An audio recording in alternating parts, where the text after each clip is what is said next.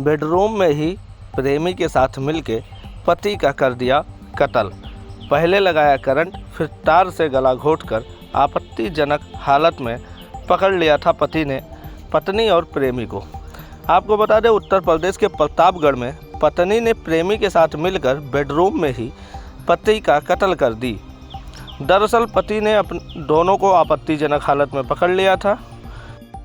इसके बाद दोनों ने पति के साथ मारपीट की, फिर करंट लगाया, मगर युवक की मौत नहीं हुई। इसके बाद तार से उसका गला घोंट दिया। उसके बाद महिला ने प्रेमी को भगा दिया। घर वालों को चिल्लाकर बताया कि पति को करंट लग गया है। घर वाले उसे अस्पताल ले गए, जहां डॉक्टर ने उसे मृत घोषित कर दिया, मगर युवक के गले पर निशान देख के घर वालों को शक हो गया। मृतक के छोटे भाई ने भाभी और उसके प्रेमी के खिलाफ एफआईआर दर्ज कराई। इसके बाद शनिवार को पुलिस दोनों को उठाकर थाने ले आई। सख्ती से पूछताछ की तो दोनों ने जुर्म कबूल कर लिया। मामला नवाबगंज थाना क्षेत्र के दयालपुर गांव का है। मृतक युवक का नाम शिवकुमार सरोज है। उसकी 3 साल पहले कामापट्टी की रहने वाली स्मृति से शादी हुई थी। उसके 1.5 साल की एक बेटी भी है। पत्नी स्मृता ने बताया कि पति दिल्ली में काम करते थे, महीने में 1-2 बार घर आते थे। इस बीच मेरा कुलदीप सरोज से अफेयर हो गया। वह पास के उमरिया गांव का रहने वाला है। हाल ही में ही पति को मेरे अफेयर के बारे में पता चल गया था।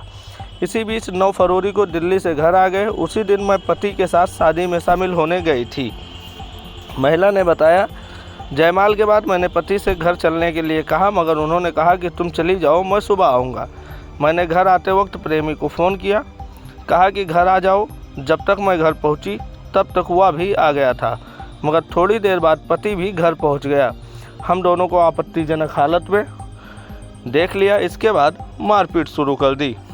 महिला ने बताया, मैंने और प्रेमी के साथ मिलकर बिजली के केबल से उसको करंट लगाया, मगर पति की मौत नहीं हुई। इसके बाद उसी तार से उसका गला घोंट दिया, जिससे उसकी मौत हो गई। रात में ही प्रेमी को घर से भगा दिया। कोई मुझ पर शक न कर पाए, इसलिए मैं चिल्लाकर आवाज़ लगाई। आवाज़ सुनकर घर वाले आए। उनसे बताया कि पति को करंट लग गया है। इसके बाद घर वाले पति को लेकर रायबरेली जिला अस्पताल पहुँचे। यहाँ डॉक्टर ने बताया कि उनकी मौत हो चुकी है। इसके बाद मृतक के छोटे भाई राकेश ने भाभी और प्रेमी कुलदीप सरोज के खिलाफ एफआईआर दर्ज कराई। पुलिस ने प्रेमी का कॉल डिटेल खंगाला तो मामला संदिग्ध लगा। इसके बाद दोनों को हिरासत में लेकर कड़ाई से पूछताछ की तो हत्या का खुलासा हो गया। यशोधीरेंद्र ठाकुर ने बताया कि दोनों के निशानदेही पर हत्या में इस्तेमाल तार बरामद कर लिया गया है। शुक्रवार को दोनों को कोर्ट में पेश करके जेल भेज दिया गया है। अब देखना यह है कि अगर इसी तरह होता रहा तो कौन अपने पत्नी और कौन अपने पति पर विश्वास करेगा। खुद के घर में ही खुद की मौत हो जाए, इससे बुरी बात क्या है।